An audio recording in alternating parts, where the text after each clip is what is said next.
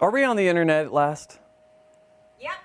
Good evening and welcome to an all-new episode of Talks Machina. I am Brian W. Foster and I will be your host for the evening. Tonight, we are discussing episode 106 of Critical Role, the endless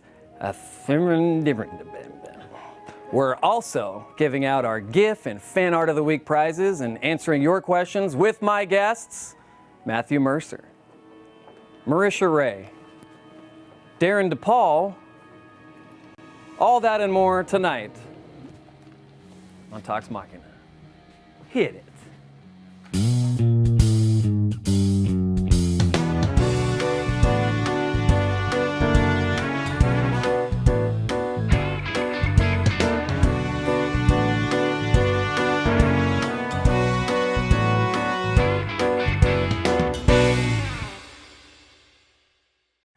Good evening, we're back. Thank you for joining us. Welcome, esteemed guests, Darren, Matthew, Marisha. Yeah. Man, that music is so intense today. Well, it's there to hype us up because many of us got the old con flu, the con crud after Comic-Con. I don't know what you're talking about. We haven't spent the last 3 days coughing up our lungs. Darren DePaul, Matthew Mercer, and Harvey Firestein, ladies and gentlemen, on the couch. So good to have you here today. So wonderful to be here. It's a pleasure. It's a pleasure. When you play your druid. No. Yes. It's my next Can we character. please have Harvey Firestein as a guest? He's got to be gettable, dude. So I feel like he's probably Sam Riegel's like uncle or something. Probably, you're not wrong. He's probably related, or Talison's Taliesin. godfather. Yeah, I was gonna say. What's a second level healing spell? Does that work? Oh, he's so Talison's good. like, we did a blood sacrifice in Temecula in '97. I could totally call him and see if he wants to come on Critical Role. I don't know why I'm holding this. I didn't put anything in it. Oh, so- Matt, what would you like to drink? Our options are water and juice. I'll stick with the air. Okay. Thank you. Air for Matt each Tuesday, everyone. Okay, but Comic-Con, amazing, right? Did you guys have fun? God. Yes. I was deathly ill the second day. The second day? We saw you. Thanks for coming to the panel. Thank you for inviting me. It was amazing. We had a great time. I met a lot of wonderful critters who were so complimentary and so full of love. It was excellent. The last person I spoke to at Comic-Con was Maria, who stopped me and she goes, I love the show. I watch it with my sister. It brings us closer. And it just meant a lot to meet everybody. It was really special. That's the best part of it. Yeah. That's the best part of it. Genuinely excited that we had such a great turnout for like an early panel on Saturday, which is, I mean, most of us were already like, we should get up, shouldn't we? I was so hungover. We had a big thank you to everyone also who came to the Alpha Party. Yeah, Thursday night. I could not remember what night that was. Wow. Thanks to whoever came on the fucking. Thank you to everyone who came and said hi and hung out with us. So much good feedback about all the new shows too on the network, which is amazing. Like It's like there's a new creative director. it's like there's a new creative director who is, despite the fact that she sounds like she drinks motor oil every day at 6 a.m. This is how I get the respect. Yeah, exactly.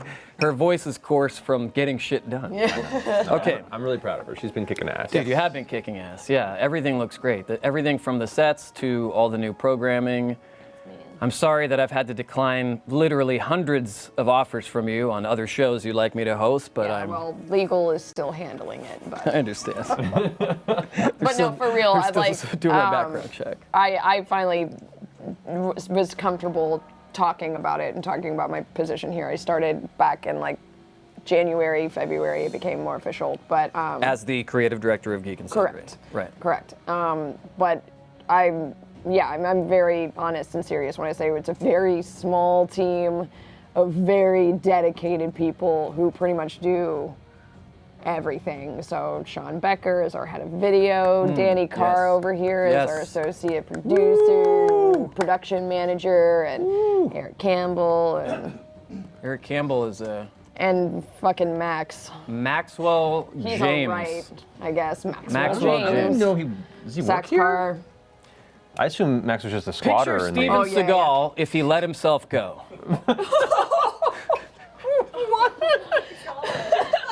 You guys have a great show tonight. By the way, Travis told me to to say that to you, Max. Sure. Travis had Totally. texted me. Completely. He texted me on my phone here, and he said, Like "Okay, The crew, everyone here has just been kicking ass. And, it's going so well." It's good. Oh, speaking of shows, Signal Boost with Jodie Hauser is out. Yeah. Go watch that now.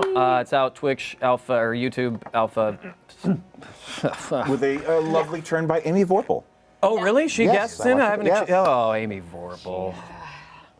Amy Vorpal is such a gem. I love her so much. I hope she to work with commits her. I really do, yeah. 100% to everything She does. She She puts- I love it yeah. so much. She Yeah. puts it all. She puts it all out there. I don't know where that was going. No, it's true. It's true. It is She's true. just- She does. Her heart and her joy Yeah. are just intoxicating. When I see her around the office, whenever she walks around the corner, everyone smiles. Yes. It's amazing. That happens a lot here. It does, yeah. It's When I leave, the same effect. Please, no, it's not true. There is just so positive here. Well, she installed the nitrous cans back in January, which has Yes, been we really have the helpful to nitrous office. now. Well, We that's when take I did That's been really Signal helpful. Boost. hits off definitely of changed. Everybody great was like, nitrous. It's Yeah. the Las Vegas casino method. Yeah, thank you for that. Oh my God.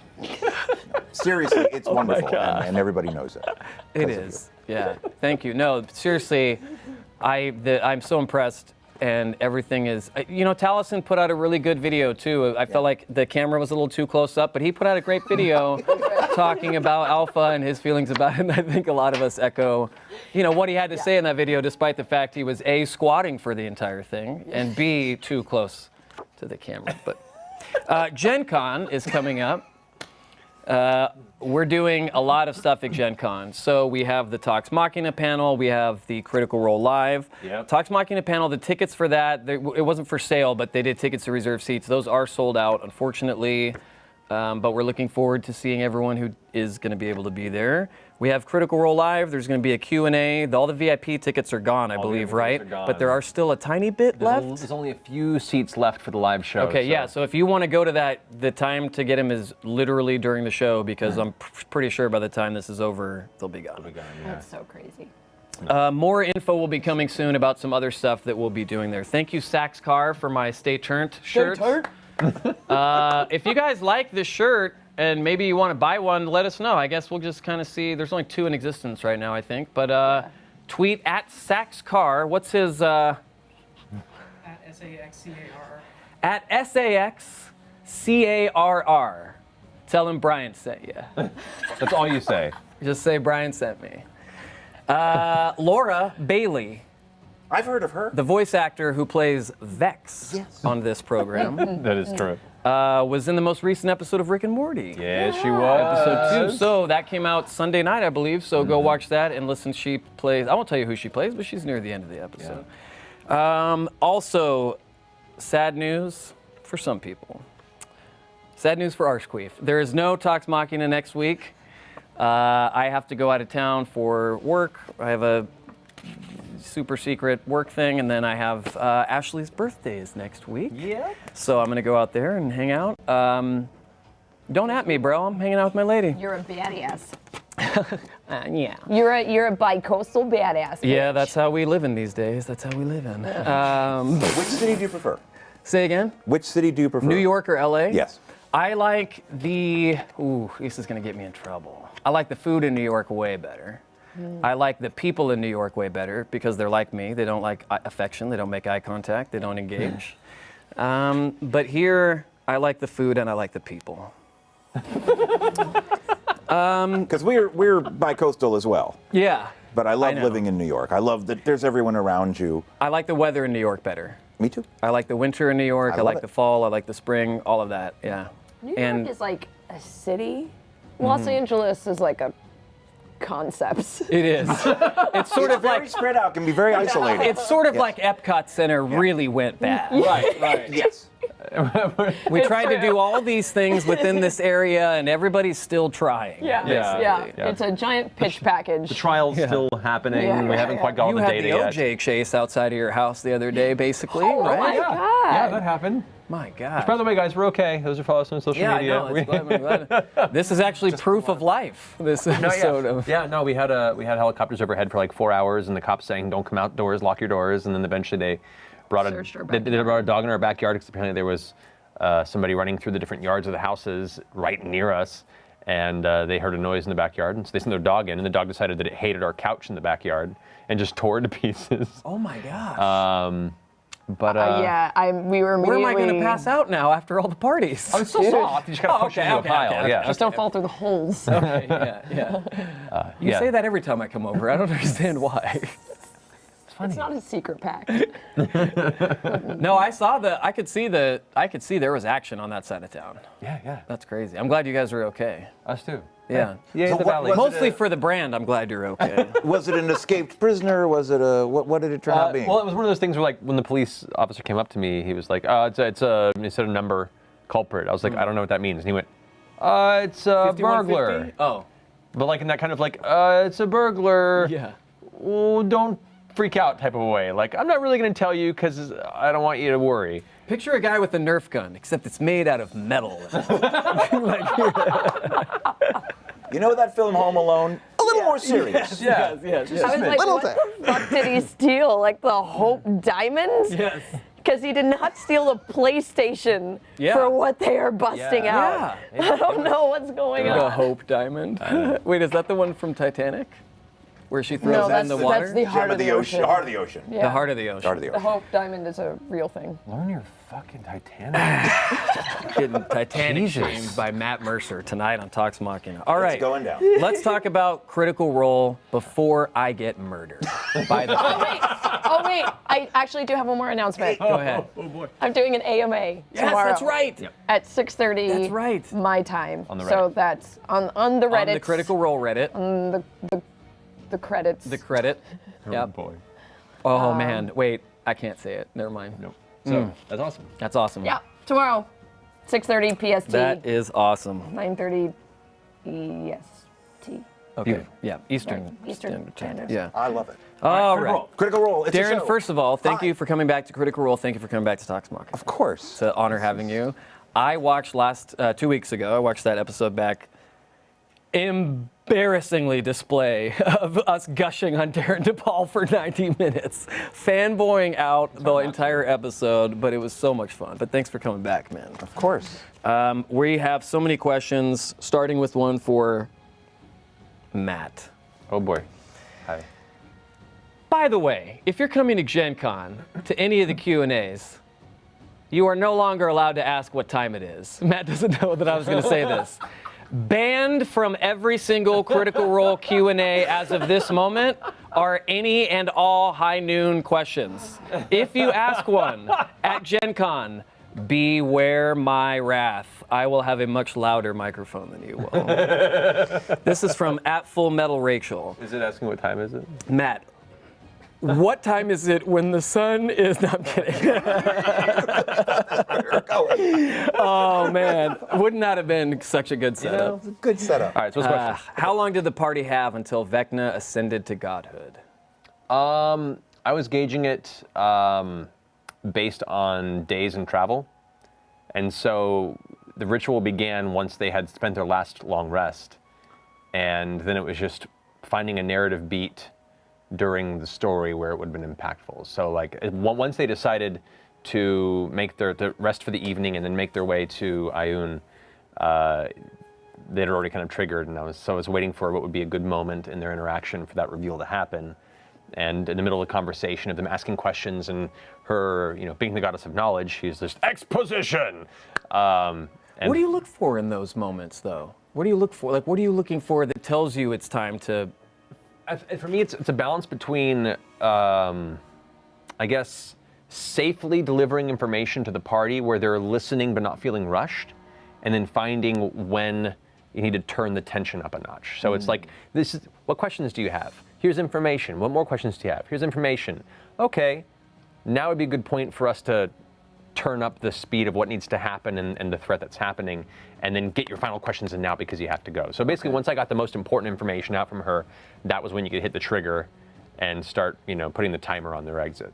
Bring the ritual about. Yeah, you just kind of feel it out. Wow, okay. Nice shirt, by the way. Yo, thank you. Had fun at the show. Oh, it was great. It was a blast. The whole audience shouting "Fuck you, Brian Foster" was pretty great. So cool. That was pretty great. My mom loved that. Darren, Hi. this is from Tiamat ZX, Hi, one Tiamat. of our regular question contributors. How does it feel to have Sprig finally achieve redemption for his actions 37 years ago? The coolest ever. Yeah. It was wonderful. I just adored it. I hope there's more, Yeah. because I think there's a little more story, but that was a beautiful, beautiful way to end it. Because I didn't know it was going to happen. And I thought when you said she was hurt, Ioun, I went, well, I've got a little bit in me. Maybe you'll pull it out. And then you're like, no, you're going to stay here. I was like, oh, this is great. I didn't know it was going to happen. I had a couple of different thoughts based on where that could go. Them returning you to the house and like you deciding to rebuild your life anew in the forest, or deciding to maybe reintroduce to society and then bring you back to Whitestone with the rest of their allies.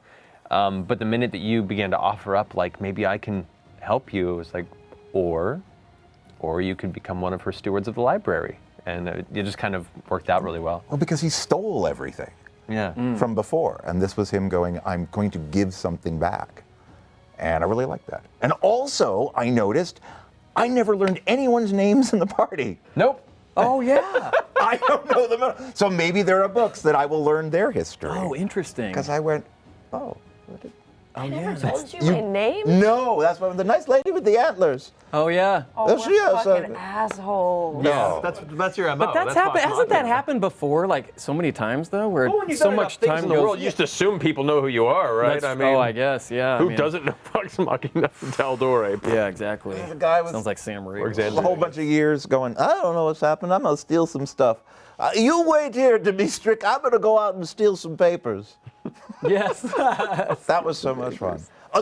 I was so giddy early in the episode because of playing Knock Knock with Ioun, because the idea of doing stuff with a goddess of knowledge who would probably know everything, you go, is that the comedic runner of going, well, you just know, so tell us now. Yeah. Let's cut to the chase. When Yeah. That's not true. That's a joke machine. Right. Yeah. But Right.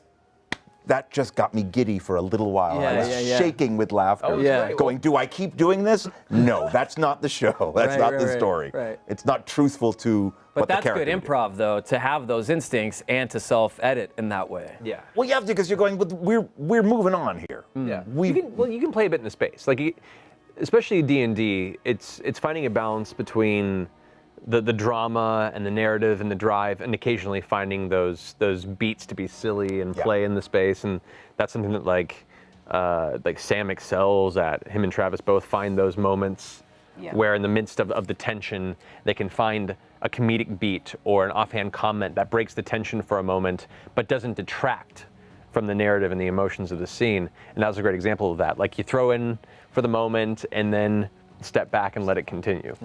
It was It's funny, I saw a few tweets at the end of last game of a few people saying, man, I'm really stoked with how the story is going. I just feel like they're rushing through some of the RP bits. Like, I just really want to see them RP a bit more. And I was like, That's a first. yeah, I know. I was like, goals met. We have achieved them. They want to see us RP more. Some of the acting No one can wants be that. quite good. Yeah. They want to. Me too. Just getting to share a moment. And Yeah. I knew at the end when, he never really got to say goodbye before Yeah. to his former Right, friends. right. And he got to say goodbye. And I was like, I had to save you from it. And Yeah. I went, I don't think I'm going to get through this. Oh, I yeah. don't think I'm gonna I get through know. it. When I looked at you and you didn't say anything, I was like, oh. And you're there and you're in the moment and you're being honest, and I'm going to cry. Yeah. I was telling Aki, who was visiting, the bit of information that I gave, because you're always keeping the Rolodex in your head of stuff, that I gave to Liam was something that was given to me. My mother's death was pretty awful, but that was something that someone gave to me. They said, life is loud and noisy, and it should be a celebration. Yeah. So even though this is a hard time, find your joy, find your happiness, and keep moving on. Wow, yeah. Don't just retreat into yourself, but celebrate. Yeah. And I was like, oh, I'm gonna throw that in Gonna there. impart that in. And then it was that's just like, amazing. oh, we're getting dark here. And then I Yeah. looked at you and went, oh, we're done. Well, how do you know? How do you know? Yeah. Because we've worked a lot together this year. I know, it's true. You guys really have. I mean, and Darren, sort of, you're a regular face around here now, and thankfully, because everybody keeps going, he's so much fun to work with. Let's just keep having him back around. So, We said it before. It's We joyful. sucked him in and we kept him. It's We creative. can't leave It's now. positive. It's joyful. a couple years ago when I sat on the other stage and watched. It was like, I wonder if I'll ever be part of this. My goodness. And, you know, it happened at the right moment. Yeah. And it's just absolutely perfect. I told you it was going to happen. We just had to get through what guests we had already waiting and find a right narrative beat to pull you in, and it was perfect. Oh, it was so perfect. Oh, it was so perfect. It did feel like we kind of watched Sprig go through the pearly gates, though. Like, that's kind of what it felt like. Yeah. Like, not a lot of people get to have those type of moments. Yeah. So I was like, That's oh, true. shit. That was nice. Everybody really took to the character, and that meant a lot. Thank God Billy Bush canceled at the last minute. Which is a shame, because he had a really amazing monk set up for it, but, you know. He did, yeah. Yeah. He likes A lot of grappling. grappling, hand to hand. Hand on hand. Questions. Schneeland is here to rescue us from ourselves with the question for Marisha Ray, the actor who plays Keyleth. A while back, you stated that Keyleth is slowly maturing and taking a more neutral outlook on the world. Yes. However, she's still very empathetic and thus seems driven to the good side. Where do you currently see her, and would you still say she's drifting towards a neutral alignment? I think all of the above are true, and doesn't mean that they all have to be mutually exclusive. I think because she is being a little bit more understanding and a little bit more neutral to some of her worldviews and policies doesn't mean that she's ever going to lose her empathy. It's one of her main things. She's a hyper empath. One of the few times that I get to be a hyper empath in my life, because I feel like Marisha's not. No, remember But that's when, something for my therapist. remember when I was like, I cut my arm and then blood was gushing everywhere, and I was like, Marisha, you're the only person here who can drive me to the hospital, and you were like, dude, And I was Candy like- Crush. And I'm like, I'm busy. I don't see a problem. No, I see another good arm, perfectly good arm right over there.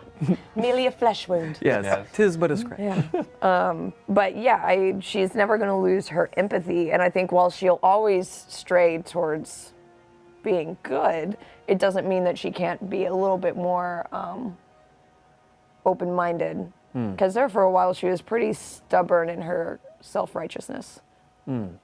So, yeah. Stubborn in her self-righteousness. Yeah. Meaning she wasn't going to change unless forces outside of her caused her to have to change. I think she was just drawing a little bit of a hard line between what she considered to be right versus wrong and good versus evil. And I think people end up learning that, and main characters end up learning that. It's a common story, but as in real life and time, you learn that there is no definitive line, and Shades of gray between. there's shades of gray, and people, just because you think what you're doing is right doesn't mean that you're going to have the other story, and that those people aren't going to think that they're 100% right. No one thinks they're the bad guy. Yeah. No one thinks they're the bad guy. And I think in time, you learn that and people learn that. And I think she's learning that over the course of her journey. Yeah. Wow. Yeah.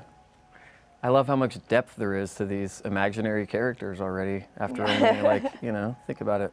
It's great. 5 years gone. It's part of the wonderful therapy that is role-playing games. You learn a lot about yourself by stepping into these characters' shoes and being with them for a while. By the way, Vice did a really cool thing on Yes. D&D in prison. We'll find that, Danny, I'll send that to you to tweet, on guys in prison who played D&D together. That sounds amazing. It was fantastic. We've gotten a few fan letters from fans of the show who are in prison and talked about like how role-playing games in D&D have helped them both deal with the time of incarceration, but also kind of come to understand how they wanted to better themselves in the world when they came back in. And I don't know, it's just a lot of really fantastic messages we've gotten from both sides of that whole scenario, and that piece, that Vice piece, Vice Land piece was great. Yeah, we'll tweet that out, so check it out on the Talks Machina account. Okay, moving on quickly. Matt, Tips has a question for you. I'm not sure if most of us expected Ioun's champion to require the mythical, magical, musical talents of a bard like Scanlan Shorthalt.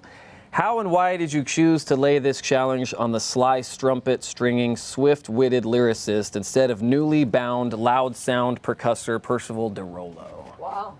I mean, props to both you and. Well, this and the person was questioner. obviously trying to fuckard me. Right, and Tips, And nobody fuckards me. I take that as a challenge, Internet.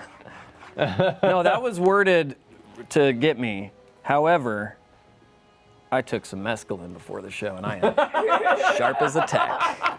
Go ahead. Yeah, like I had to decide on that, and I felt Percival definitely began to fall into that nature of a person who's a seeker of knowledge, but for him it was knowledge that he coveted for his own, for lack of a better term, his own enlightenment, as opposed to necessarily sharing it with others. He prided himself in knowing things and being the one who knew things, and was even very much individual that some of the secrets that he had learned and some things about himself he kept in. Not in some ways, I wouldn't refer to necessarily his understanding of the guns and like trying to keep the making of firearms a secret, because that is a dangerous thing, but more just his personality and kind of his lack of faith in the gods in general. There's just a lot of things that kind of dinged him a bit in the eyes of what would be a good champion for knowledge. And I began to think on who else would fit that as well, and I sat there and ruminated on Scanlan for a while and thought, here is a person who has spent their life learning about the world around them and telling tales and songs of what they've learned.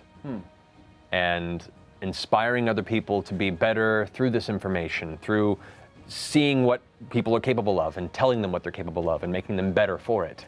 Of just traveling across, different lands in Exandria and taking in what's around them. And to me, for a goddess of knowledge that is about the sharing and spreading of knowledge, and his newfound kind of interest in faith and believing in something that could guide him in his path, like those sort of elements all came together and to me made a more pure candidate than what Percival was at the moment. And in the long run, Percival may have, risen up, but as to where they both were in that story, I felt that Scanlan definitely seemed to be just a little more prepped and available, not just for that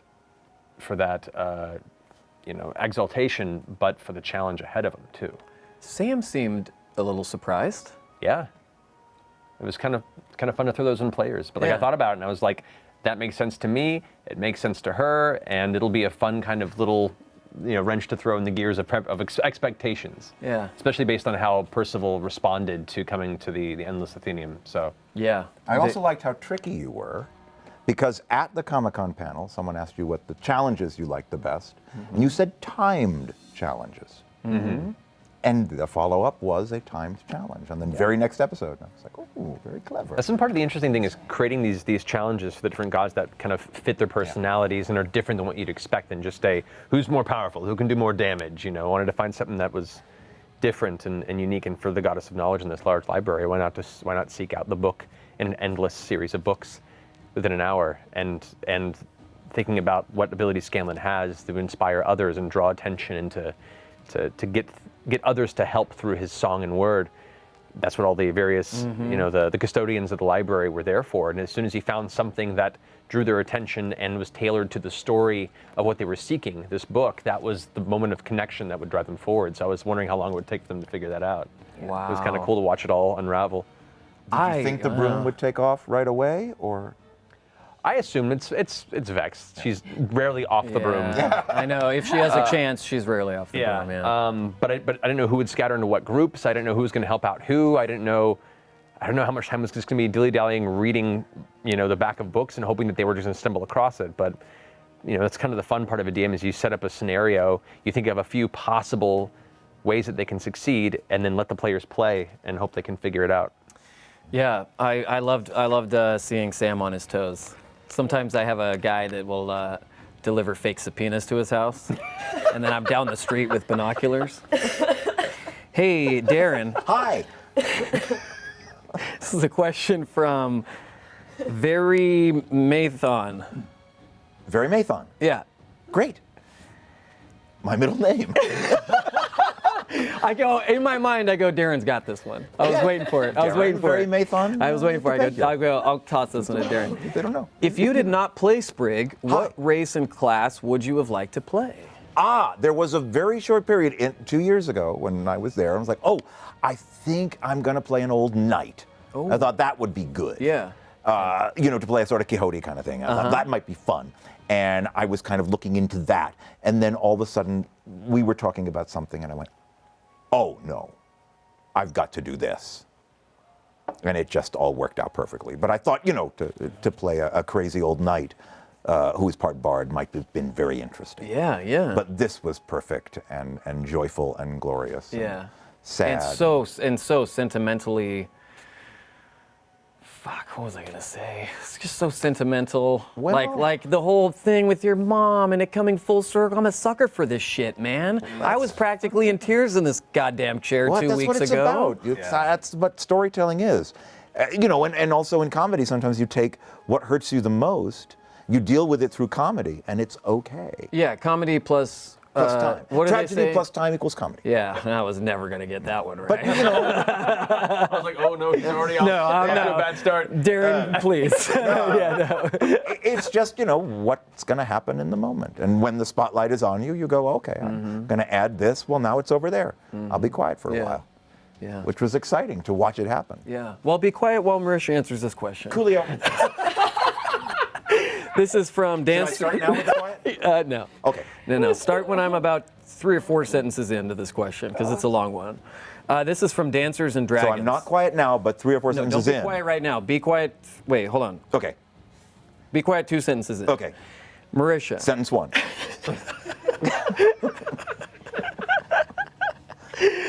Has Has now Keyleth started. Okay.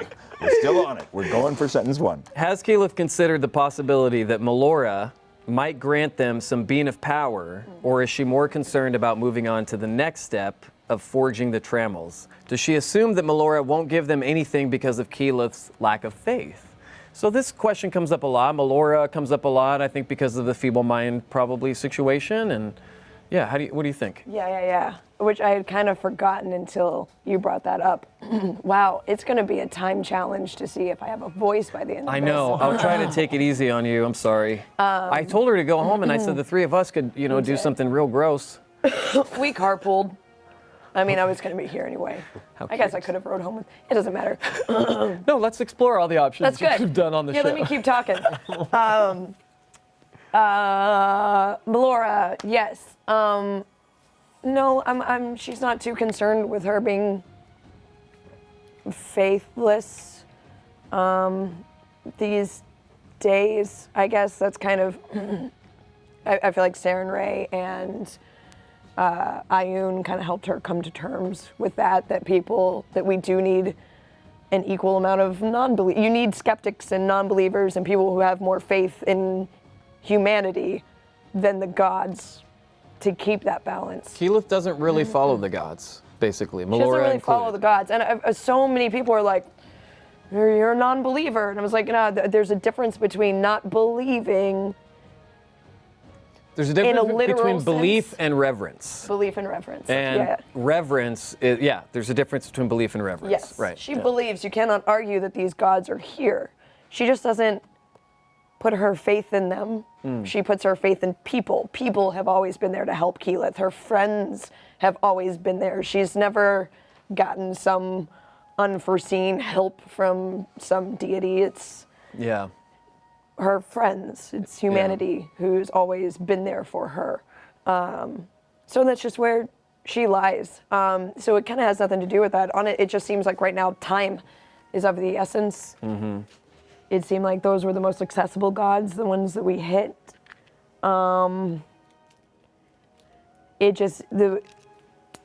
Where do you start laying the balance between, okay, we knew it took 4 trammels for a fully realized god. We currently have 3 for one that's well on his way. Do we try to get a 4th trammel and in that time potentially make the final battle way more difficult for us? So I feel like we've all been kind of walking that line. I think some of us might have tried to go forward with 2 trammels if we had to. You have 2 stones right now. I thought that Vax got another one from Raven Queen. Oh, right. Sorry, 3rd. Yes, you So got we 3. can do 3. You're good. Yeah. Keep track of your goddamn game, Matt. Sorry. I'll shut up now. What is this? So yeah, Amateur hour? I don't know. It's sliding scale. Yeah. That's all. And I mean, I don't know. I kind of feel like the people who have found their gods have happened. I don't know if it's. Yeah, those people have happened. I don't know if it's in the cards for anyone else. I apologize for anyone who is suffering listening to me right now. You're fine. Take a break. We're going to give away some free shit. Free shit! Each week, we like to feature unique and funny creations by you, the critters, including those gift-making skills. It's time for GIF of the Week. Woo! Hey! Oh my God! I'm Marisha. I'm going woohoo! Our winner for episode 106 was sent in by Ashley Leaks, aka @fatty_melt. That is amazing. Fatty melt. Fatty melt. Fatty melt. Let's take a look. I want a fatty melt.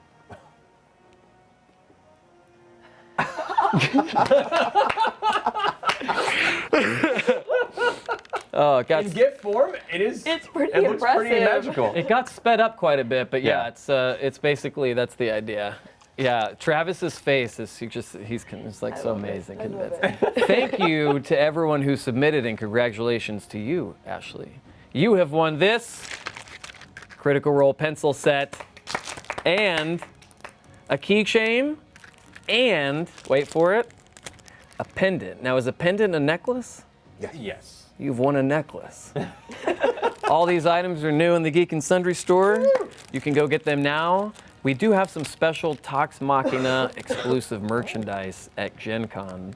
I'm not going to tell you what it is, but we are going to have some, as Laura teased on Thursday night. Moving on, the fuck are my cards? Here we go. Matt, Yes. Hi. question for you from @SameSisk. Hi, same Sisk. What was the plan if Scanlan dropped the book or didn't make it back in time? Was there another option? The plan at that point was to answer questions and the ascension happening and sending them on their way. However, because I mean, here's kind of the challenge. People have brought up the idea of like, well, why don't the gods just give them the power knowing the danger's there? One, that's not fun. Because everyone's like, oh, well, here's all the things you need. Two, even though you can have a group of heroes show up, they can only give away this gift, this empowering gift once. If they give it prematurely to heroes that aren't strong enough or have the true determination to see through victory against the villain, then not only have these heroes lost, but they cannot give this gift again to another hero who might have been able to. So these challenges represent, are you strong enough to possibly go into this fray with the one gift I can grant in this time? So it would have been one of those things where if he had failed, it would have been like, well, I wish you the best of luck. However, you aren't the only heroes that are trying to rise up to this, and perhaps somebody else worthy will come and they will get the gift. And should you fail, they'll come in and have now the possibility of succeeding where you failed. Wow. You know, Vox Machina are definitely some of the most powerful heroes in the world at the moment, but they're not the only ones. And there are multiple things happening throughout the world at any given point in time that draw their attention forever. You know, this is just a focus on their story.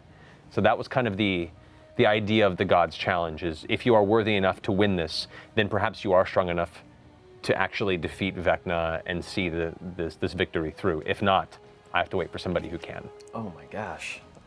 I want to see a crossover between my home game and then Critical Role, only to see Mary have to fight herself. I want to see Same Sisk because I think Same Sisk might be a large snake with like a hat and a monocle. I think so too. Such a pleasure to be here. This is my tale. Yes. Adventure. Okay, Thank you, Darren. Same Sisk. Hi. This is from @LexIsWeird. If it's a fact, sure. Apparently is. That was like two Sorry. X's, like the old show on Sci-Fi? No, it's okay. no. I wish. Wait. Whoa. Good callback. Damn. Lex. Dude, that show was fun and weird. Yeah. Was So weird. could work. Darren. Hi. What do you think actually happened to Sprig? Death or maybe some sort of servitude for eternity? Well, let's cheer things up. Straight to the happy Let's get back to the questions. big snake with a hat. Yeah.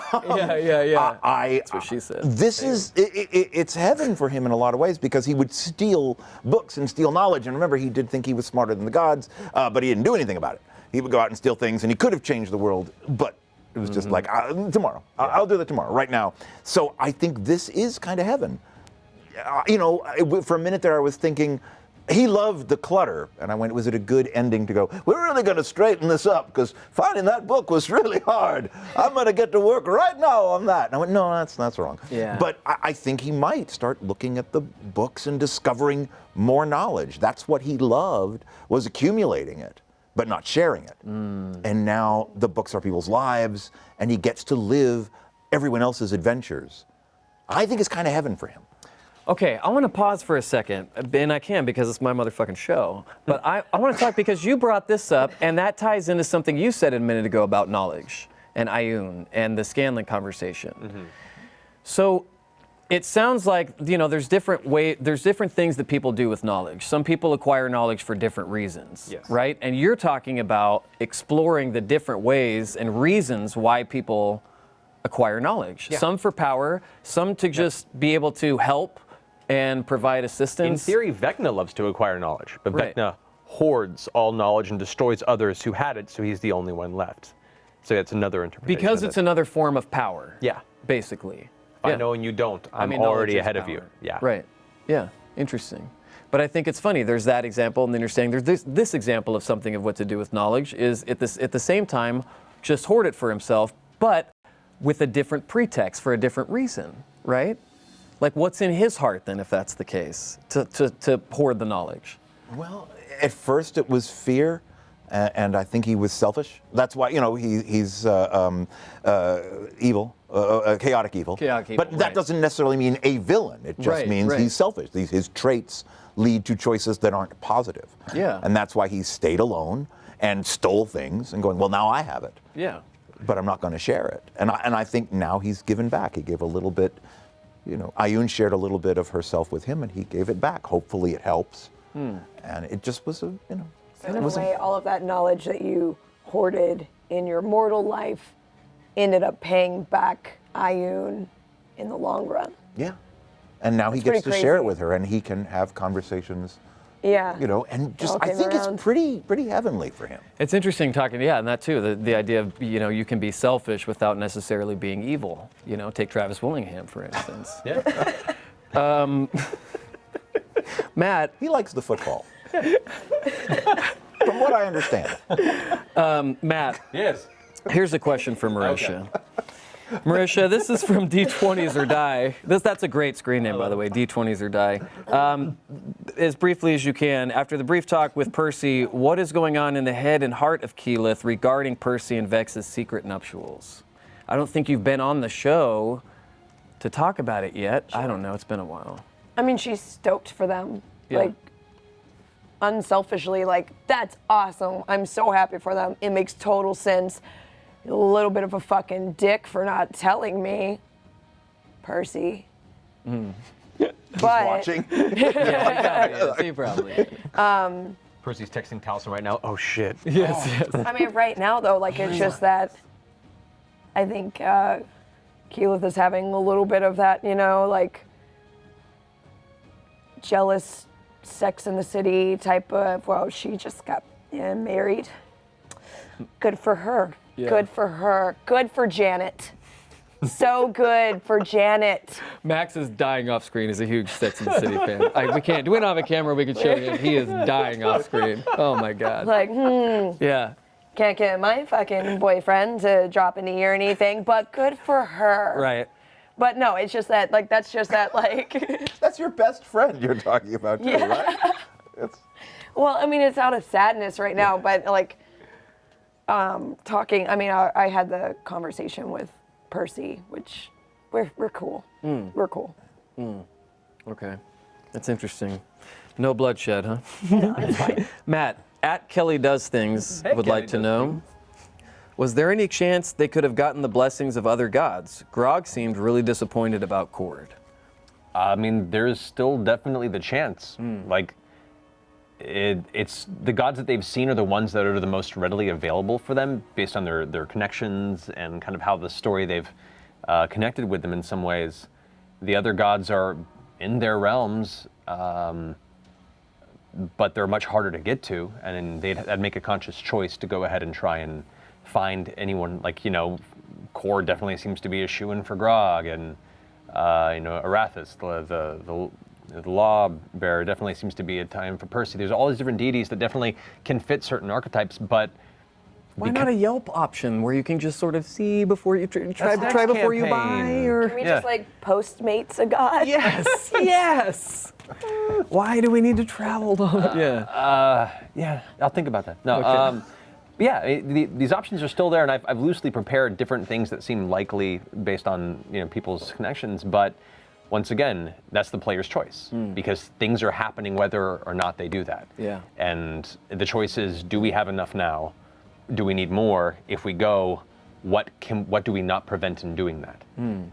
Will it be too late? Will it make a difference? And that's kind of the choices I'm leaving up to the players right now. It's that choice of when do we initiate this climb to this struggle, and when do we stop preparing, or do we keep preparing? But what might happen in that time? Yeah. We don't take the initiative. So Yeah, that's a constant, obviously, struggle for. yeah, because like Sarah and Ray, the Ord party had a direct connection. Pelor had a strong connection with like Whitestone, and there was that brief moment the Vex prayed there with the Sun Tree, and the fact that he exists in the same plane as Sarah and Ray. 7 degrees of Was- Kevin Bacon. Yeah, Yes. it was an easy transition when they asked her, and then Pelor specifically was the one god that was charged with guarding the attunement to Ioun's hidden realm since she was wounded back in the original Calamity. So it was like this perfect chain of choice they made that led them to 3 gods pretty successively. Wow, yeah. Then with the Raven Queen, that we have a character that's deeply steeped in that through a very extreme pledge of faith. That's Vax. Sorry, Vax. Yeah, that's Vax. I'm sorry. Yeah, he's the one that's. Yeah, that No, I was was- just saying for the folks at home, Yeah, that's yeah, I Vax should that you're talking specify about. that. Yeah, no, that's fine. You guys should watch the show sometime. Not this one. He's not talking about this one. So like they've kind of hit up all the gods that were a readily available connection. Everything else that they want to pursue, it's an endeavor to get there, Yeah, but it's possible. yeah. And once again, as we said earlier, Matt loves his timed challenges. And like all these deities have had their own individual time challenges. This whole thing kind of feels like one big time challenge. Kinda. Well, the conclave was definitely a little more, take your time. It'll be there when it's time type challenge. This final arc is not that case. Things are rolling, and it's up to you guys to decide when to engage. So. Yeah. Well, we're going to give away some more free shit real fast. In addition to our gift of the week, you, the fans, create and send in incredible art from moments during Critical Role. We like to reward you for those as well. It's time for Fan Art of the Week.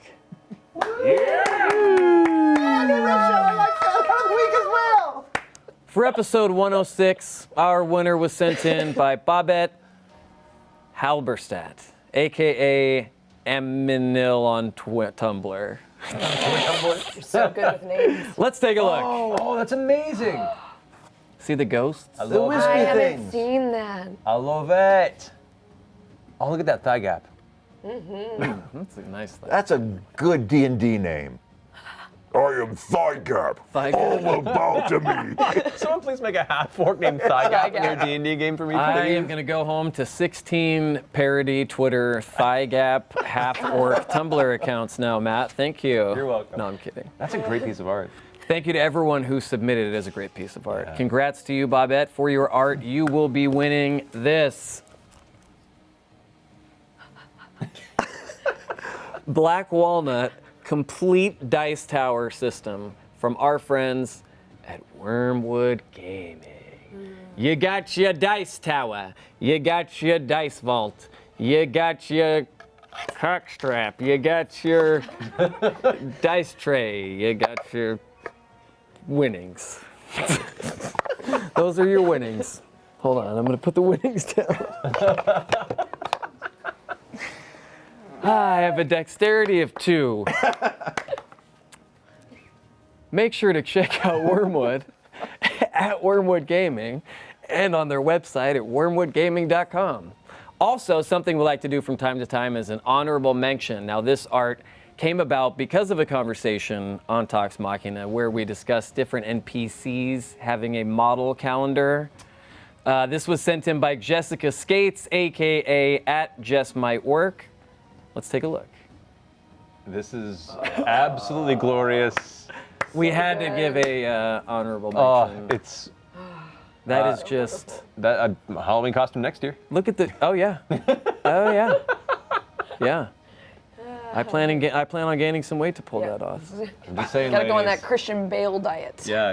Yeah. Machina style. Ladies of Coffee and Vasselheim, cigarettes. he is single. Yes. Yes. Oh God. I don't know. Well, thank you for taking the time to make that, Jessica. For that, we will send you a player's handbook signed by the cast of Critical Role. Well, it turns out those are valuable. You're around. You want to sign it too? Sure. Darren DePaul's going to sign it too. How about that? Gosh, all Jessica? heck. Oh my goodness. Look at that. Don't forget to send your fan art and gifts to submit at toxmachina.com. I love that it was just like submit. I love it. Obey. Obey at I am toxmachina. Yeah. FIGAP. Send it to submit. Send it to I am Thigap at Tox. Okay. Thigap's an orc in Shadow of War. Oh man, somebody's yeah, Oh. probably. There's an algorithm for that. You were announced in Shadow of War. Yes. Oh yes, yeah, congratulations. Yeah, you play the Witch King of Angmar. Laura Bailey in that game. Yeah. Kumail Nanjiani. Yeah, also playing an awesome series of orc personalities He in there. is, yeah. And Troy we, Baker. yeah, we get to play orcs in there We as were. well. Yeah. I play a bunch of orcs. Oh, big Olog guys. Man, that's awesome. Yes. Everybody, good God, you Oh, it was guys. great. 2 Everyone's years so we were quiet busy. on that. We couldn't Yeah, talk about that for we're like- 2 years. Yeah, I was Yeah. a wonderful, wonderful. story of my life, Darren. Oh, okay. Marisha, Yes. here is a question for Darren. Sorry, I looked at the wrong part. Okay. We kind of touched on this earlier, but for an official answer, this is from Okay. Forsaken Grundle. Hey, there's a name. Forsaken Grendel or Grundle? It's Grundle, Darren. It's Grundle Darren. It's Grundle, Darren. Grunkle Darren. Hi, everybody.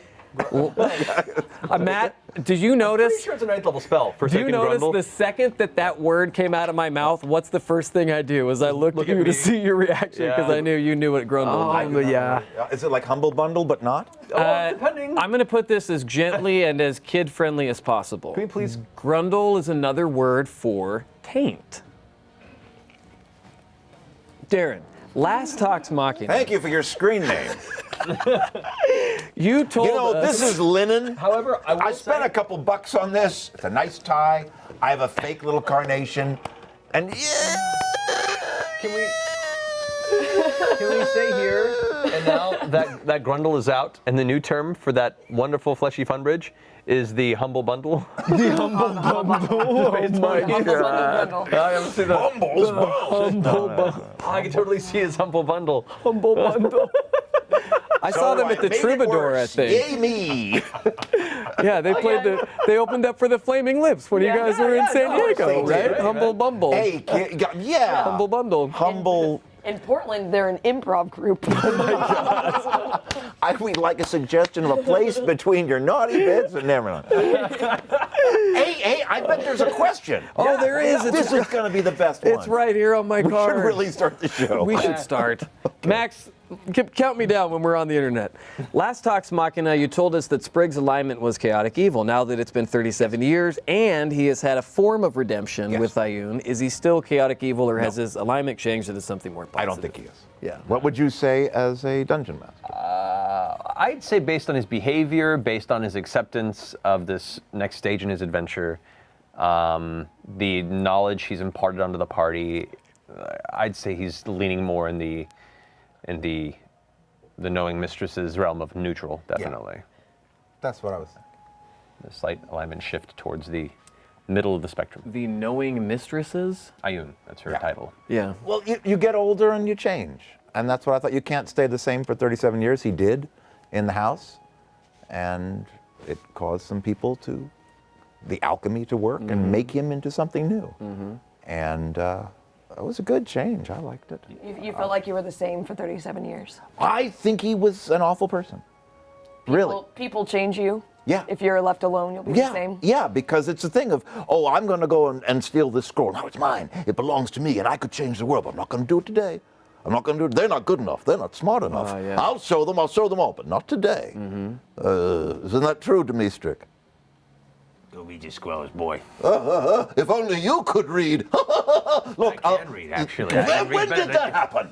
When you're sleeping, I go through your books. How dare you, you infernal imp! That's actually true. I am infernal and an imp. It is. Thank you for the You're very welcome. clarification. Indeed, indeed. I'm going to go read a scroll. Go for it. I'll read over your shoulder and I'll tell you. Very good.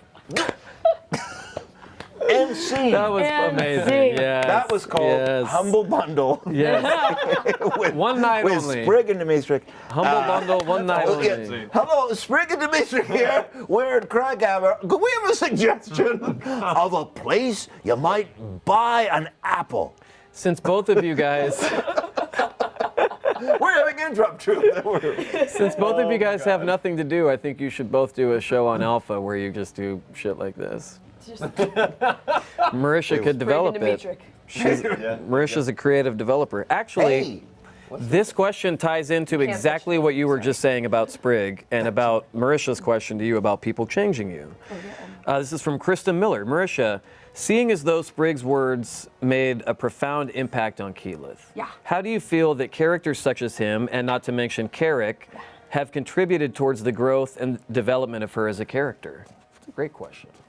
Sorry, I got indigestion right at the moment that you asked me. Well, that's fine. We like to be honest. accomplished. We like to be We did honest it. on this show. We did it, Krista. Yeah, I don't think anyone has affected her like Sprig since Carrick, for sure. Like, I feel like they were the two big players in Keyleth's story, which is why it's weird thinking that I never told you my damn name. That's weird. But I don't need, I'm fine. I know your name. But yeah, I think in both places, Keyleth was looking for, she was in a rut and was like looking for something to get her out of that. And both times it was either Carrick or Sprig. Wow. And you like really, it just squeaked. Did that you was hear that? cute. No, that was cute. I found that endearing. You really actually messed with my head because we went and we saw Saren Ray and Palor. And so Keyleth was kind of like, all right, gods, all right, yeah, okay. Yeah, maybe I was underjudging them. Okay, we need non-believers, this is cool. And then I get to you and you're like, gods, what do gods know? We know more than them, blah, blah, blah, blah. And then you were like, I'm gonna reaffirm all of these other thoughts that Keyleth has had this whole time. So I was like, who is right? I don't know. But once again, kind of goes back to what I was saying about there's always gray areas. They're kind of, the concept of right and wrong is muddy and flawed at best.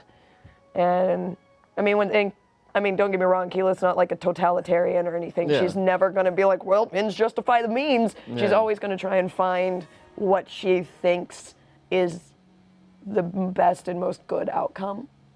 But yeah, it wasn't until like you came along to kind of help prepare her, I think, into this really final acceptance. Because she doesn't have anybody in the party. But in both times with both you and Care, she didn't have someone to echo what she was feeling.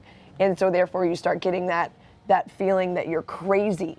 You know, and you're like, why am I feeling this way? And like, I mean, she's had a hard, she can't really relate to Vax right now, who's like the most, as you were saying earlier, like uber faithful, committed. So in that way, like Vax and Keyleth have kind of become very much opposites. Yeah.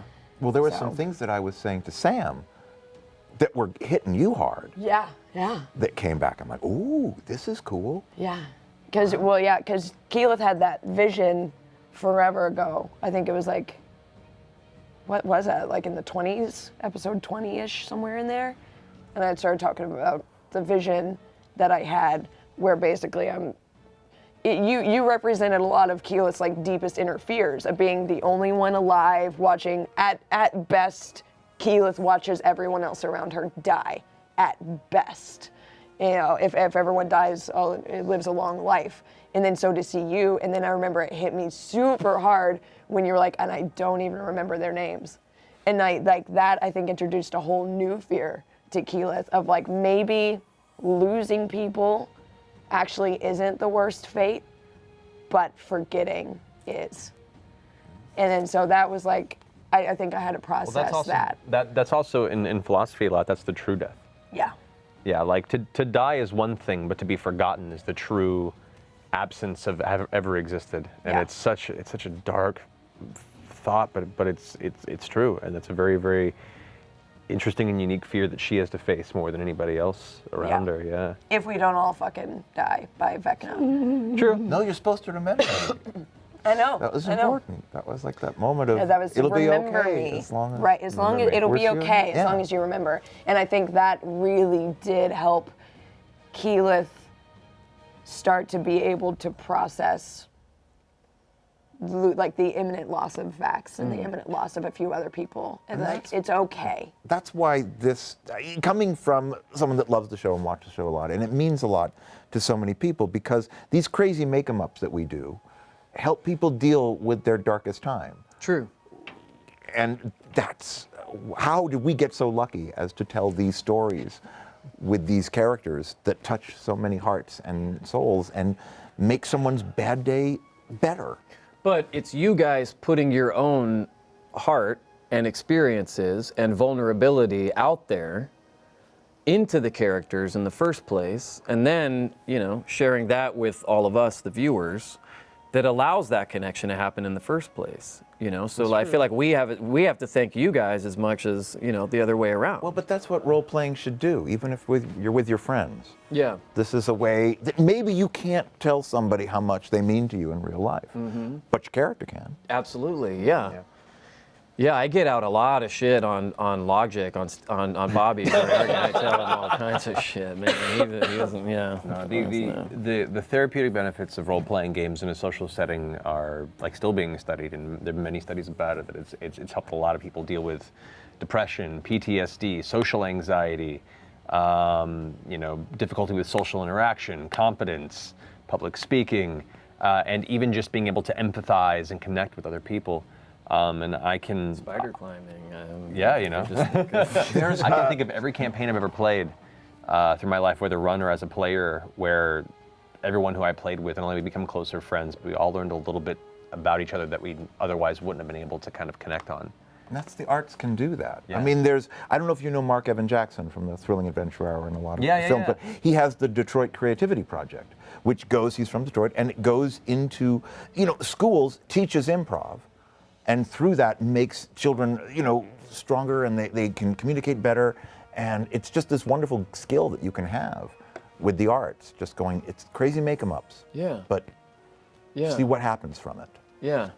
I mean, that's what keeps us going, really. I mean, that feedback, right? I mean, you can have an exhausting weekend at a con. The second you meet a critter who comes up and just pours their heart out to you and tells you what the show or what, any of your slight even connection to this thing has meant to them, it just... Maria met me in the middle of the street. Yeah. And I was like, oh my God, we can't stop, there are cars going. And then we went across the street and we had the most wonderful conversation. Yeah.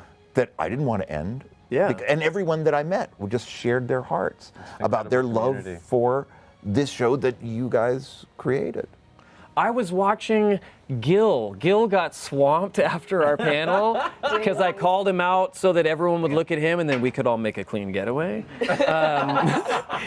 But it was so fun to peek out of the thing after the panel, and all of you guys were sitting over there. Noelle Stevenson was there, and some other people that we knew, and Jen Murrow and some other people was there. It's so fun to see everybody just like, clamoring over, that's not the word, whatever the fuck. It's just so cool that like it's impacted so many people that it's like I had a friend from high school. Did I tell you about this? I had a friend from high school message me the other day. They started watching Critical Role. I haven't talked to this person in like 15 years or whatever. Got up to episode 80, whatever, to where Talks Machina started. And then her husband's like, oh, there's an after show for this thing, we should watch it. And then it comes on and it's my dumbass. And she's like, oh my God, what's that guy's name or whatever? It's like, oh, it's Brian Foster. She's like, I went to high school with that guy. We all thought he was dead or locked up somewhere or whatever. And they were telling me about this, and I said, that's crazy. What do you think? They said, oh, we stopped watching after the first episode, but congrats and everything else. But it was just so funny. I had lunch with, they actually were in town. I had lunch with them Sunday and listening to kind of them talk about Critical Role and all of these different, you can't sort of go anywhere without, Darren was talking about it now. Now Darren's got the double Critical Role and Overwatch issue to deal with. But yeah, you're joyful. not. Yeah. No. I know, it's great. Look, what we do. No. No.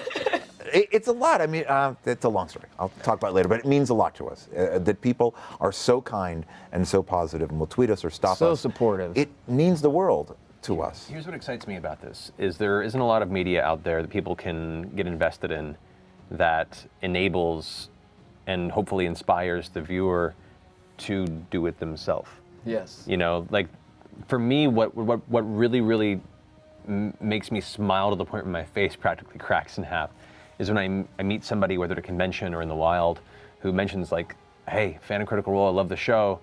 And then they immediately go into, you know, we've begun a game with people at work, or me and my wife started playing with our kids, or I got my old gaming group together from years ago and we're playing again on Skype, or hold on real fast, and they'll pull over their other friends, be like, we just finished playing an hour ago. Yeah. And you just see this kind of, this genuine joy and excitement that they've rediscovered their love of this game, or discovered it for the first time and realized how wonderful these connections and bonds you make in the game are. And to me, it's Look at it's you proud that we guys. had some sort of weird thing to do with it, but it's when they'd be like, I'm glad you like our show. Yeah. There's another to be like, I'm excited that you're having your own adventures. Yes. You know? To me, this is the quintessential example of what this game can do. You guys' relationship, the fact that this happened 37 years later, this is exactly what we're talking about. Like, there's probably some critters watching the show that are playing a game right now, and then 30 years from now, they're going to reconnect and get back in touch, you know, because they're going to see a thing on the news that I got busted for robbing a bank in Van Nuys, or something. Oh, yeah, D&D. We got it. Okay, I'm in a lightning round through a few more. Yeah. And then, okay, this one comes from our beloved Arsqueef. Matt, how exciting is it to have a villain that can pop in and taunt VM whenever he wants? Oh, it's great. I love it. I love it. It's as soon as he hit that, you know, ascended power, like he could do it a little bit, limitation of spells like sending and things like that. Before he ascended, he was already just a very powerful archlich, but now that he... Popping in on my scries? Yeah. Some Freddy Krueger shit. Yeah, it's fun. It's fucking bullshit. It's very scary place with that is voice. safe. It's very scary. Save your voice. Save your Don't get voice. angry. So much It's fun. Save your voice and done. save me from pee-peeing in this chair. Well, It's very me, terrifying. to me also, I love a villain that doesn't have to feel like there's some distant entity they hear about, and then finally you get to see them, and then the most conversation you have with them is like, you've come to my lair, roll initiative. You know, Yeah. to me that, like, if you set the villain up properly over a long period of time, that can have the same impact. But like Strahd is a perfect example of a villain that is recurring through Barovia, who, you know, you encounter multiple times, and not every battle is the end. It's just to build that danger around it. Yeah. Vecna is an entity that lurks in shadows in secret, and then once he hits that pinnacle of power, and he feels he can do what he wants, then of course he's going to gloat over them. And he's not just gloating over you; he's gloating over anybody that's ever crossed him, and he's fucking with anybody who doesn't realize that he's already won from as far as he's concerned. Dang. And so he's just enjoying that seat of power right now, and I love it. That's I gotta be love that fun I to can play. fuck with you guys with him. It's so great. That's gotta be fun to play. One of your favorites? Oh yeah, well, like Vecna is such a historical Oh, yeah, D&D yeah, villain yeah, of lore, and it's just such a wonderful opportunity for me to do my take on him. I Yeah. guess, you know, I've read so much about him in all these different books and modules and history elements, and to be able to finally bring him into the campaign and try and give him the due that I feel he deserves, best I can at least, in my own interpretation. It's delicious. Was I'm he in excited. Dragonlance or? It wasn't in Dragonlance necessarily. He wasn't. He Because I read all those a long time ago, and I was going, I wonder if it was part of that. Because when you mentioned Strahd, I remember reading the Strahd novel, and Right. Well, that Vecna, I don't know if he was Greyhawk or where setting he originated from, but he became this kind of general D&D lore character, and he had, like, when Ravenloft was its own pocket plane for a while, he had his own section in there, and there's like the Die Vecna Die module story, and like it just got a great rich lore, and so I kind of handpicked the parts I really liked and then tailored it to Exandria and our own interpretation of it, and it's been a lot of fun. Dang. I do kind of love the image of like Vecna finally coming to power, and then he's like, I've made it. Hey Joe, your refrigerator's running. That's essentially. Oh my god. Like just trolling people my God. now that he's made it. Oh my Kinda, yeah. God. What a dick. You all said I couldn't do it, but look at me now. Yeah. I have a Twitter account now. Okay. Queasy Hobo. Darren. hi. What was the mnemonic you came up with to remember to grab the wispy ones? We didn't do one. That's a wonderful thing from Comedy Bang Bang that Paul F. Tompkins Oh, yeah. does. Never I mind. love that so much. The Time Bobby episodes, catch up on those. Yes. They're great. They do mnemonic devices, and they're long and they mean nothing, and they make me so happy. My wife. But I don't think we did one for that because we were walking off at that point. Yeah. But it was the wispy thing grabs. It would have been, like, W, wow, wispy things. I better grab that wispy thing. S, seriously, wispy things. P, please, wispy things, let me grab you. Why? Because I like you. Right. There you have it. Man, there you go. There you go, Queasy Hobo. That's what you do, just crazy make-em-ups. That's amazing. Oh, wow. Queasy Hobo might not be on the streets tonight because he got his money's worth with that answer. Why am I finding that amusing? It's sad, folks. It's All right. sad. This is at Carrie Berry Gamer. Carrie Berry Gamer. Marisha, Keyleth has had some scary scrying moments. What do you think would be her worst fear whilst scrying? You know? What is her Lightning worst fear? round. Lightning round. It's deep already breaths. happened. It was when she saw Vax get fucking obliterated into dust, and then it happened. Even though it wasn't really scrying, I'm gonna count it, because lightning round. Yeah. There you go. Yeah, you're marrying that. I know. Excited. I know. Oh, dang. I hope we got that. Last question of the night. Yes. At Orvis92. Oh, this 92. To all. Darren, you can answer this too because you've been a part of the thing. Which of the gods portrayed so far has been your favorite? Portrayed so far has been your favorite. I mean, Raven Queen has always been great. I loved Paylor. I loved his portrayal. That was awe-inspiring. Awesome.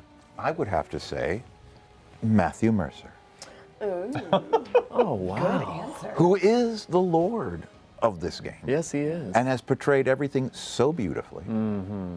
And seriously, ow, scary. No, but your focus, your attention to detail, your storytelling, it makes this thrilling to watch. I told you early on, I'm like, this is theater. I love this because it's theater.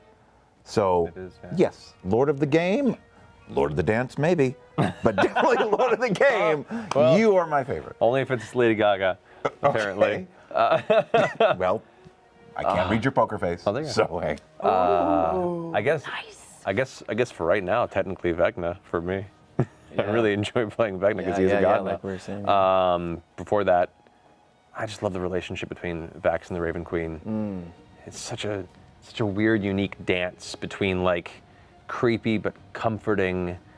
Also, Lord of the Dance is creepy, but there you go. comforting. Yeah, frightening but also alluring. I don't know, like their whole dynamic is really unique, and like the Raven Queen it's one of my favorite gods in all of D&D Pantheon history, and I was excited to bring her in. So, and I was excited that the story went in a direction where she would play a prominent role. Like it's because Vax was veering for Sarenrae. I think of the Raven Queen as like, is it Galadriel?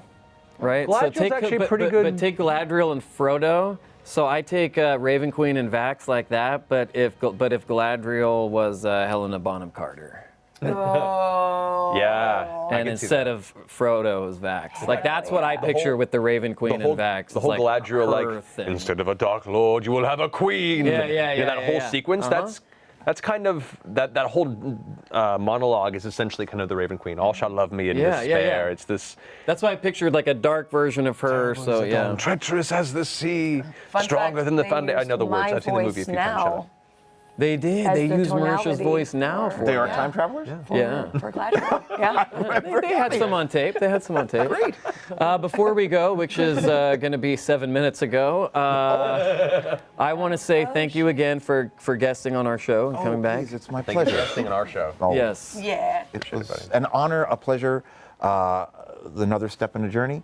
I hope it happens again. Yeah. We shall see. I Maybe can't wait. next next campaign, you can be that Don Quixote knight. You never know. That Yeah. would be amazing. yeah. I would love to see you do something like that. I don't know. This one is pretty fun. I don't know if I can get any better than him. Lies. Yes. Lies. Lies indeed. That's great. I gotta say, for the record, this is on tape, right? We recording this? Have we started? I don't know how long we're gonna do this whole thing, but this connection with you two and making this thing weave into the story after all these years and stuff has been just such a wonderful thing to be a part of and to witness, and I'm so honored and glad that I was here for it, and I wanted to say that on the record on the show. No shitty, snarky comment. We'll save those for the outro. Just a sentimental moment from me, so thank you guys. Thank you. Thank you. Thank you, man. It's such a weird, surreal, serendipitous connection. And we connected in that very first Wallace session. Yeah. For Blizzard. We worked the same way. Yeah. Screaming like- as orcs. Yeah, but very focused. Everybody else goes, and we're like, go to the mic, focus, do your thing, step back. I was like, oh, you work like I do. We should have lunch sometime. And then you're like, what the what? You're in a picture with my mother. That's so nuts. And so surreal. told the whole story, and that it happened this way was just so perfect. I don't even have a picture with me and my mother. I have a picture with me and your mother. You do? Yeah, that's weird. We were heading in such a good direction, kids. Well, that's all the time we have for tonight, There's folks. like shitty, snarky comments. Make sure to send in. Make sure to send in your pictures with my mom via Twitter. No, don't do that. My mother's still alive. and Thigh gap. She's a thigh gap at Brian's mom's at Hotmail. The show. Make sure, goodbye, Marisha. Make sure to send in your questions via Twitter, Facebook, and Reddit. If you're on Twitter, use the hashtag AskToxMachina. Also, don't forget to send in your gifts and fan art for our weekly contests. Stick around on Alpha for Blocks Machina, where we literally play with blocks in a padded room, just like I did growing up. Anyways, that's coming up after a quick break. I would like to hashtag thank my guests, courtesy this week of our friend Sarah at Sarah_does_art. Merciless Murderer. She's off camera now, but mouthful to say. Thank you. She'll be fine. Mouthful to say is pretty great. And darling of all. Oh my God. I am your host, Brian. The host makes me want to gouge my eyes out. Foster, we'll see you in 2 weeks. Until then, don't forget to love each other, and don't worry, it's almost Thursday. Stay turned, my friends. Welcome back. I don't know how to do that without looking like an idiot, so I just go kind of shit-eating grin every time. It's your signature. it's your thing, man. fine. Because the camera is right next to a giant monitor of my face, so I see the second that my face comes on it, and I look like an idiot. So I can do nothing but go, welcome back. It is a very large monitor. That's yeah. called, it's called premium content. It is called premium content.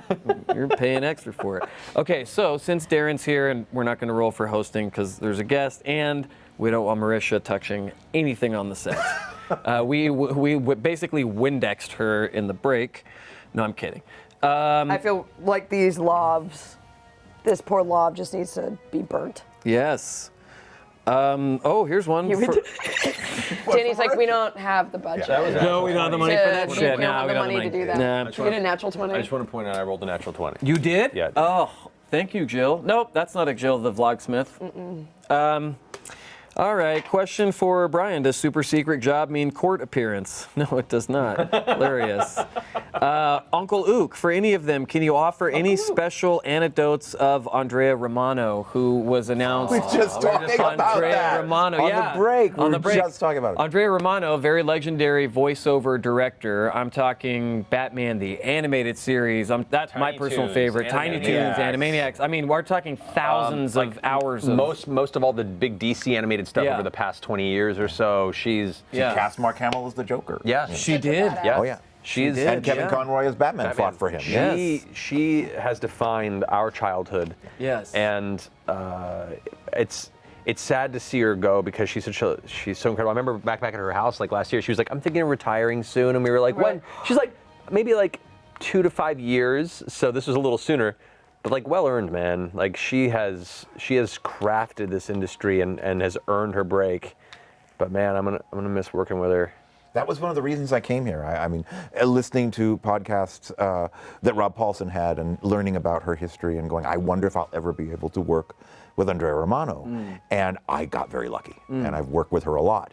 And I may be working, we were just talking, I may be working with her Thursday, which I'm working on an animated show that she has directed in the past. Oh. So I hope that she's there. That would just, again, another step on the journey. You go, how did this happen? What's the address of that session that you're I do not know yet. I am on hold and have not been booked. Okay. But also, she's been directing some Overwatch. Have you worked with her on Overwatch? Not on Overwatch, no, but she has a lot of stuff for Blizzard on the side too. I've worked with her 3 times for Overwatch. I worked with her for Blizzard stuff. I worked with her with Heroes of the Storm and some Warcraft stuff. Oh, nice. She's like great. definitely someone. Oh my God, Selena, you're magical. She's very fast. Selena just saved the day with Yes. some tea, so I'm going to give her a round of great. applause. We were doing Thank you the so much. the Halloween event for Overwatch, and there'd be, I hadn't seen it, and there'd be a whole page of dialogue, and she'd go like this, and go, okay, we're going to do the page, go. And I had not looked at him, like, okay, well, I better be on my game, because this is the woman you want to work with. And she's inspiring and wonderful and joyful and smart, and I'm very lucky. Yeah, She's who I want to be when I grow up. yeah. Quite literally. Yeah. I make that joke a lot. But no, for real. For real. Do you want to direct animation? I don't know, like, It's more about just her as a person, I think. yeah, her and like career. she's an ass-kicking woman in the entertainment industry who busted her ass to get there to be a director and a producer, and that's not easy. So For she those that do not know dominated. her, look up, there's great Nerdist interviews with her. Yes. A lot Anything. of stuff has been out there today, recently, too, on Twitter, because it was sort of announced today that she's retiring. So that stuff's easy to find. Yeah, it's insightful. If you're interested in what we do, listen to her. Yeah. She's amazing. I mean, the legend. And do it. Yeah. You know this stuff. We've worked together a lot on Signal Boost, and you're there always just making great choices. And I like producing a little bit more than directing. But have you tried directing? not a lot. I can put something together, though. Can we do something? If I do Signal Boost again, would you direct it? You want me to direct you? Yeah. Oh, she would be Darren so good at DePaul. that. I love it. What are you so good at doing? that. I love it. Hey, dummy. You know. No, it'd be great. You would be so good at that. Yeah. You'll Oh, see- shut the fuck up. All You'd be so good at that. Whatever. Drink your tea, lady. Drink my tea. Matt, this is Okay. from Penny Senna in the Alpha Chats. Who or what is your inspiration for Vecna's voice? Oh, man. I was trying to think. I know initially you were like TJ Miller. Yeah, but You it didn't told quite me. fit, so Yeah. I wanted to Mickey go. Rooney. Yeah. Don't you went with a more Orson Welles type? I love Well, no, I will say actually, it's a very faint hint of kind of the Orson, because the sort of the idea that he talks in the back of the throat. And so you take that and add a bit of gravel to it, and then from that point, you round it to an old British accent. Brings this sort of evil and ancient bit to him. Everything is spoken with significance, and daggering and stabbing with every single word. Would you direct? Would you ever want to direct? Animation or? I don't know. I've directed on camera. I've directed on camera stuff before, and that was exhausting. One day maybe. I'm busy enough right now. Well, yes, that's true. But eventually, sure. Well, we'll see where it takes me. I'm not looking. There's so many great, talented directors out there that I don't feel like there's a gap in there. But if all of a sudden there was, for some reason, like I'd probably step up to bat if someone asked. But right now, I'm happy to work with all the very good directors out there that currently do a good job. You're very good at directing. Like all the live action stuff you've done is very good. It's just very It's exhausting. Directing's not easy. Yeah, It takes a certain skill set. it really does. Darren, Hi. here's a question from RJ3, that's me. It's not No. me. It's not me. Okay, because I was confused for a It's second. not me. All right. I'm going to be a senior, not a citizen, I don't think. Finishing up my theater arts performance degree. Yay. Wow, congrats. Yay. If you are a senior and you're finishing up that thing, I didn't mean any offense. But you should have gotten your shit together. What is your advice? What is your advice for someone scared of moving across the country to pursue something I love? It's not something I love, it's something huge. I was scared. I was fine in New York. I had a little thing. I was everybody's understudy because I could do a lot of stuff. And it was very safe to stay in New York. And 4 years ago, my wife said, let's try it. You can only do what you can do. You can only take the first step. Okay, there is a wonderful musical, if you don't know it. A friend of mine, Hunter Bell, we made our Broadway debut in Grinch together, and he wrote a musical called Title of Show in the New York Musical Theater Festival. Lazy title. Well, this is why. In the New York Musical Theater Festival, you have very short time to write a musical. And they decided, well, we want to enter it, but we don't know what the show will be. We haven't written it yet.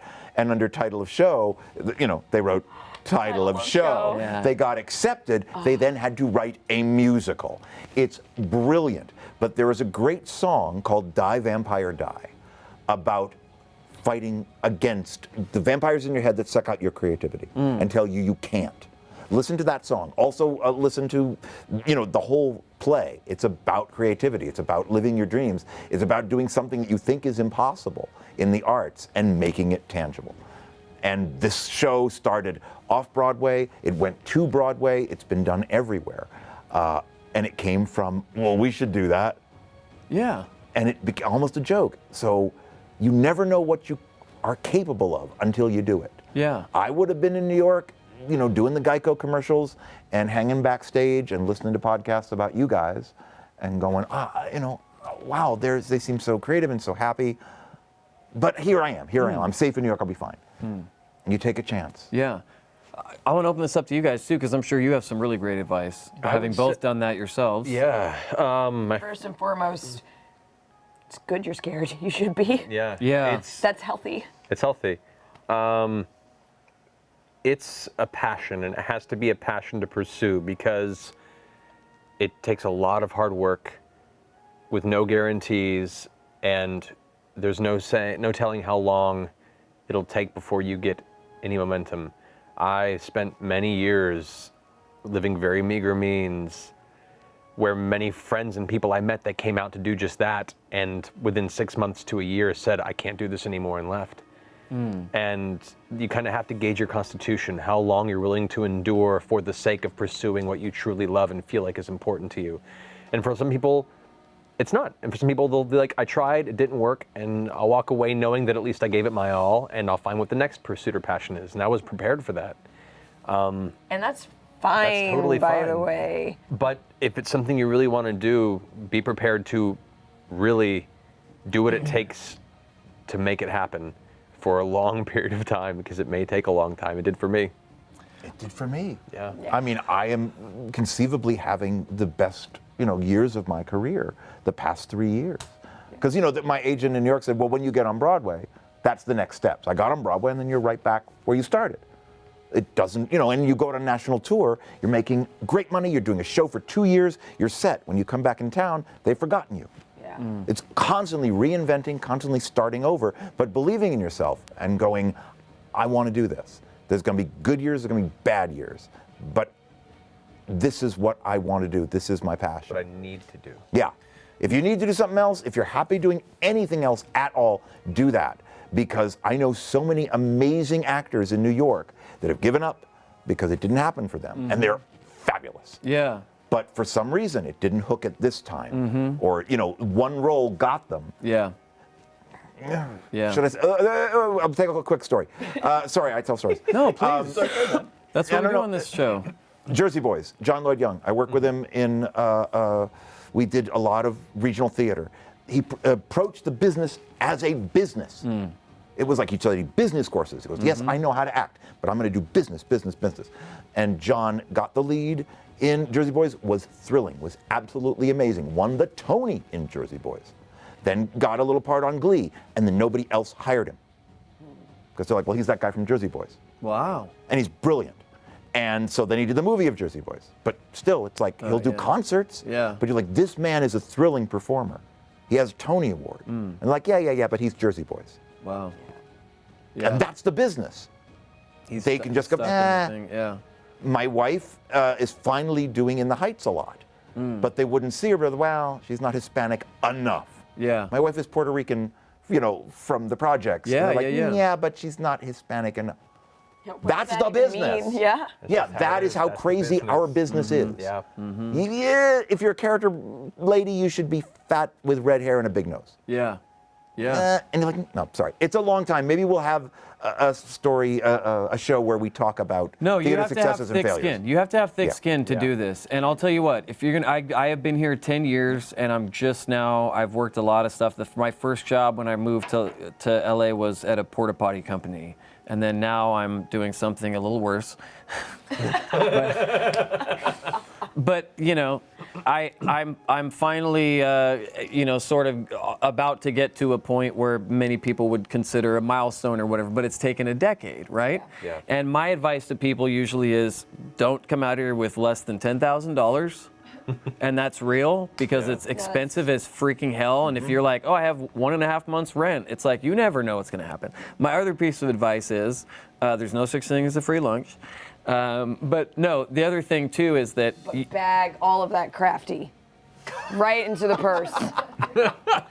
Plastic I line. How will I say ate this. for like Yeah. the first 2 years I lived here. bag all the crafty. Heck Bag yeah, all dude. crafty. I will say this: if you live in Palookasville, Georgia, or whatever, wherever you live across the country, or even somewhere else in the world, if, say, I'm going to use writing as an example because I'm a writer.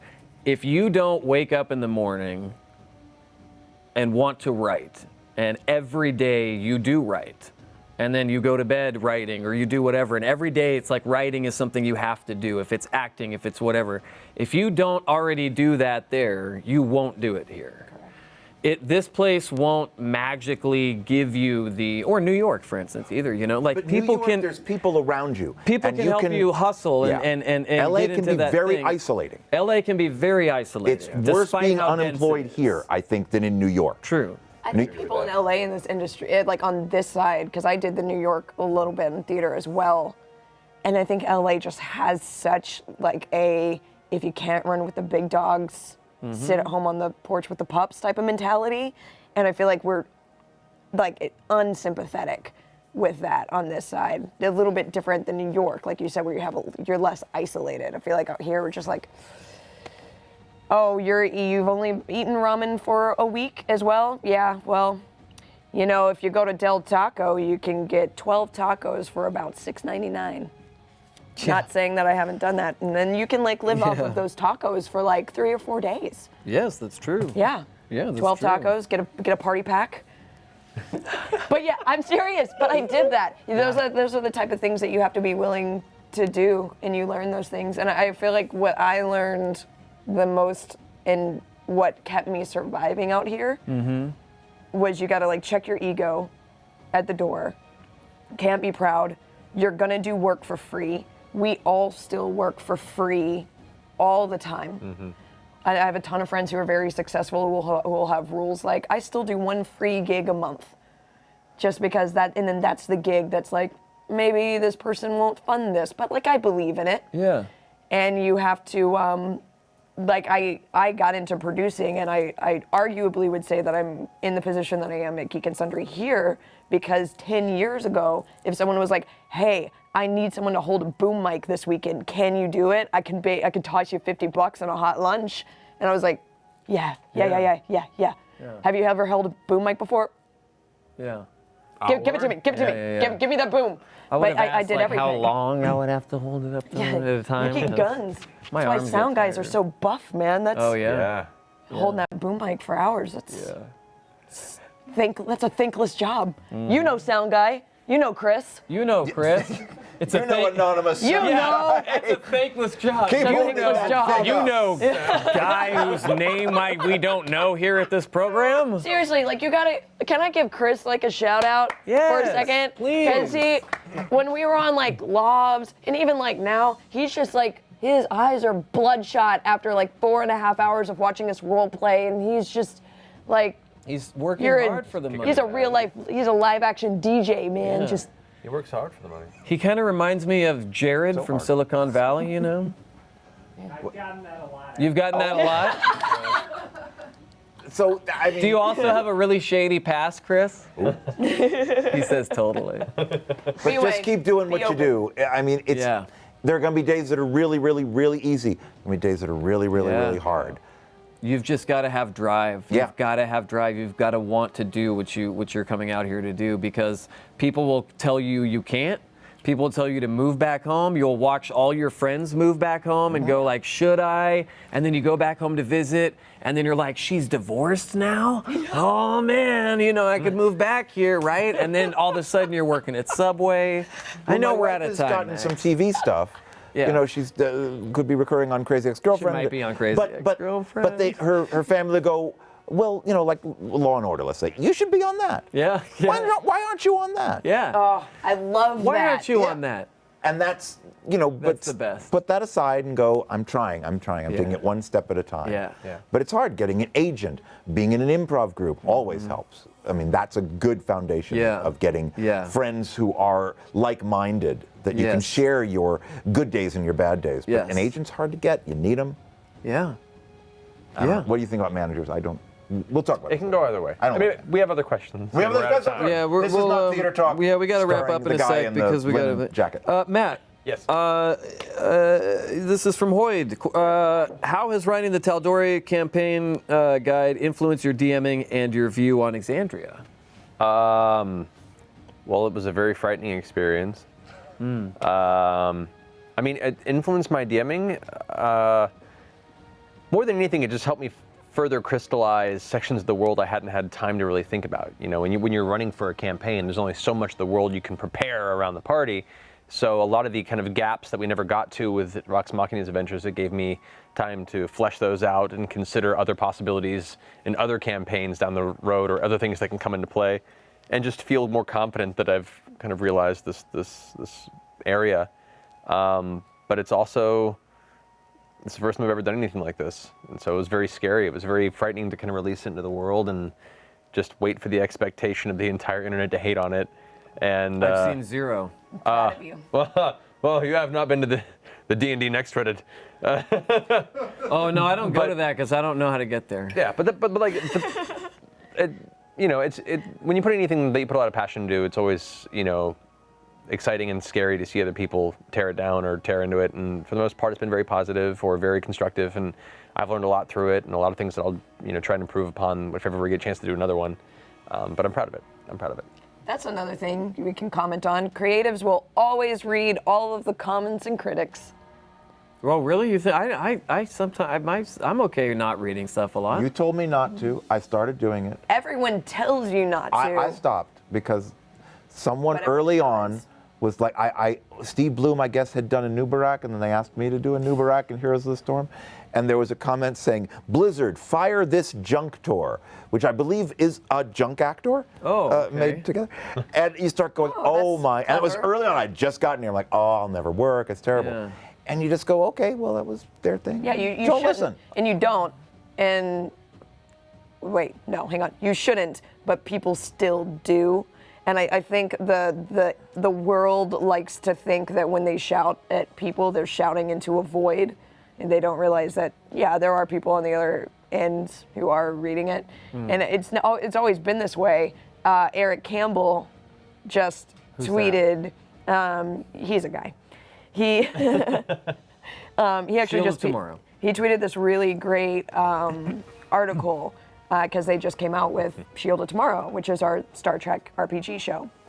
And so we've had a decent amount of very loyal Star Trek fans want to, comment and leave their criticisms. And he posted an article that got published in a newspaper. I retweeted that. If you Did want to you? find it, it's on my Twitter. Yeah. It's very profound, and it's about how Star Trek fans were enraged at the idea of the Next Generation, and how everyone said it was going to be terrible. Because none of the It was a- original cast was going to be in Yeah, it, and none of the everybody original revolted cast. against it.